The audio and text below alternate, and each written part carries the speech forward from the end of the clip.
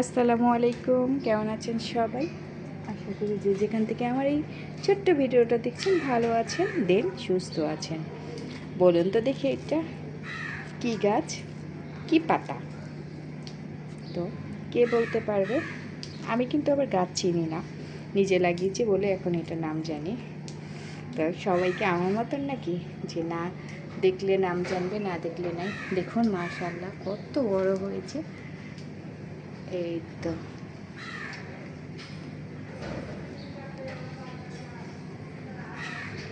এটা হচ্ছে মিষ্টি কুমড়া গাছ।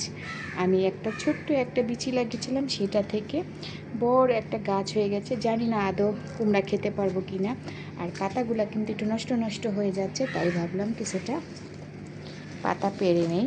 তো আমি এতগুলা পাতা পেরে নিয়েছি, এটা দিয়ে বড়া বানাবো। দেখুন মাশাআল্লাহ কত সুন্দর। আজকে অনেক বৃষ্টি পড়ছে, এতে আমার হাতেও বৃষ্টির পানি পড়ছে। ভাবলাম যে পাতাগুলো আরও তাড়াতাড়ি নষ্ট হয়ে যাবে, কিছুটা পেরে আমি বড়া বানিয়ে, এর আগেও কিছুটা পেরেছিলাম।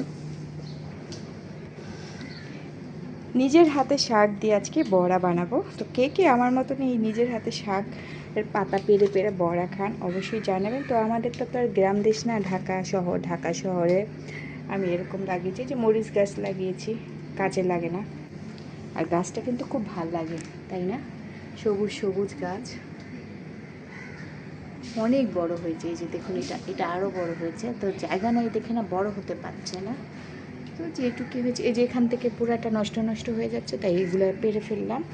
দেন কত বড় বড় পাতা মাশাআল্লাহ। আর বৃষ্টি পড়ছে, তাই ভাবলাম যে কিছুটা পেরে নেই। এই তো বৃষ্টি পড়ছে পানির মধ্যে, দেখুন তুলসী পাতা গাছটা একবারে সুন্দর হয়ে গেছে, বৃষ্টির মধ্যে চকচক চকচক হয়ে গেছে মাশাআল্লাহ। অনেকগুলো পাতা পড়ে যাচ্ছে বৃষ্টি, যেহেতু বাতাস ঝড়ের কারণে। আর এটা হচ্ছে টগর ফুল গাছ, বৃষ্টির পানিতে টগর ফুল গাছ অনেক বড় হয়ে গেছে মাশাআল্লাহ। এই তো দেখুন কলিও আছে, ফুলগুলো ভাল লাগে না? খুব সাদা সাদা ফুল। তো বৃষ্টি পড়ছে, ভিডিওটা আর করতে পারলাম না। এই তো দেখুন পাতার মধ্যে বৃষ্টির পানি পড়ছে, তো মোবাইলের মধ্যে বৃষ্টির পানি লাগে, সেজন্য আর বেশি বড় করতে পারলাম না। পাতাগুলো নিয়ে যে এখন আমি পাতার পেঁয়াজু বানাবো। সবুজ, একবারে সবুজে, যে এগুলো একটু নষ্ট হয়ে যাচ্ছে। আমি আসলে এটা জানি না এটার মধ্যে কি মিষ্টি কুমড়া হবে কি না। তো কেউ কি বলতে পারবে অবশ্যই কমেন্ট করে জানাবেন।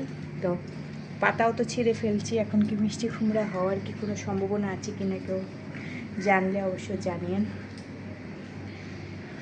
পাতাটা ঘরে নিয়ে আসলাম, এখন একটু ভিজিয়ে রাখবো, কারণ যদিও ময়লা টয়লা থাকবে বাহিরে, যেহেতু আমি কিছুক্ষণ ভিজিয়ে তারপরে কেটে তারপরে আমি হচ্ছে পেঁয়াজু বানাবো। আজকে বাজারে গেছিলাম, এই তো বাজার থেকে আসলাম 1-1.5 ঘন্টা আগে। আসার পর এই মাছগুলো আগে কেটে ফেললাম। 1 কেজি কই মাছ নিয়েছি, তো আমি 1 কেজি কই মাছ কেটে ফেলেছি। আলহামদুলিল্লাহ কাটা শেষ হয়ে গেছে। কই মাছ তো একটু জানেনই সবাই, কাটাকাটি একটু কষ্ট আছে। আর হচ্ছে কিছু সবজি এনেছি, এখানে হচ্ছে কাঁকরোল নিয়েছি আর পেঁপে নিয়েছি। পেঁপে হচ্ছে 30 টাকা করে কেজি। অবশ্যই জানাবেন পেঁপের দামটা কি বেশি হয়ে গেছে কি না। আর যেহেতু পেঁপে নিরামিষ করব, তার জন্য ধনেপাতা নিয়েছি। আর নিয়েছি হচ্ছে মাছ। আর এখানে আমি কিছু আচার বানিয়েছি, তো আচারগুলো এখন আপনাদেরকে শেয়ার করব।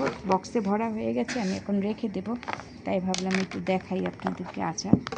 এই তো এখানে 2 রকম আচার বানিয়েছি, দেখুন।